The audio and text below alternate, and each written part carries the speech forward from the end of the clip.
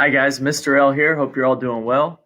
Today we're going to be learning a little bit about food labels, and specifically we're going to be learning about how to find a few nutrition facts on a food label, and then you guys are going to be analyzing it a little bit. But I'm going to be using Cinnamon Toast Crunch to do this. This is not a cereal that I eat. You might find out why in a little bit. But I have the nutrition facts pulled up and really big on my screen here so you guys can see and follow along.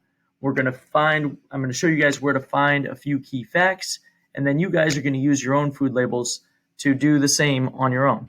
Okay, so the first thing is serving size.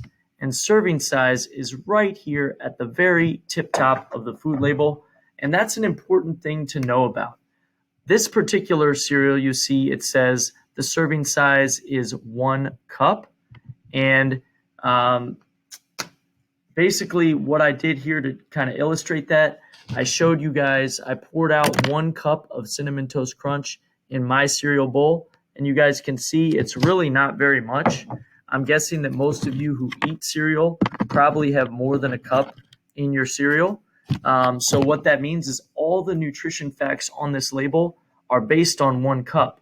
So if it says that it has 12 grams of added sugar, which we'll get to in a second, that's 12 grams of added sugar in just 1 cup. If you're eating more than a cup, then guess what you're also getting? You're getting more added sugar. So you need to keep that in mind when contextualizing the information that you're seeing. Again, if you're having more than a serving, you're getting more of the nutrients. The next thing that we're going to look at here is added sugar. And added sugar, all these items we're finding today are in this top half section up here, which is our information about macronutrients, a few other things. And added sugar is down here toward the bottom. You'll see it says total sugars right here, 12 grams, and that includes 12 grams of added sugar, which means that all of the sugar in here is added.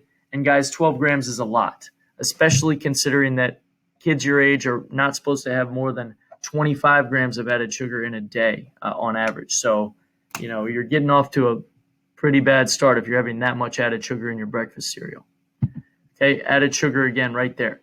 The next thing I'm going to show you where to find is sodium. Sodium's kind of on the middle of this top section here. I'm going to underline it with my pen. In this particular cereal, 230 milligrams of sodium. When you're going through your activity guide later, you'll find the sodium in your food and you'll copy it into the section where it asks for sodium. Pretty straightforward. Next one is protein. Protein's at the very bottom of this top section right here. This particular cereal has 2 grams. That's pretty good that it has some protein.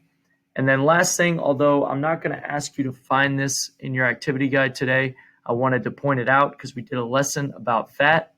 Total fat is right here. It's at the top, 4 grams of total fat.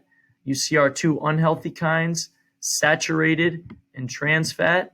Both have 0 grams, which really means less than half a gram. There might be a little bit probably of saturated fat in there. And you see our 2 types of unsaturated fat, polyunsaturated and monounsaturated, 1 gram and 2.5 each. So that's pretty good, at least, that most of the fat is from unsaturated fats. But anyway, that's where to find these items. Again, I'm going to highlight the ones you need to know for today. Serving size at the very top. You've got your added sugar right here, protein just below it, and sodium just above that. So a few facts for you to find and identify. When you're going through your activity guide today, I will have some more detailed video with more detailed instructions on what to do there if you need it. If you're ready to go, you just need to locate those items that I just highlighted for you on your food label and put them in the activity guide in the blanks where they belong. And then you'll go through and then each section will also have a movement activity for you to do that relates to the information that you just found. So good luck, and I hope you have fun with this activity.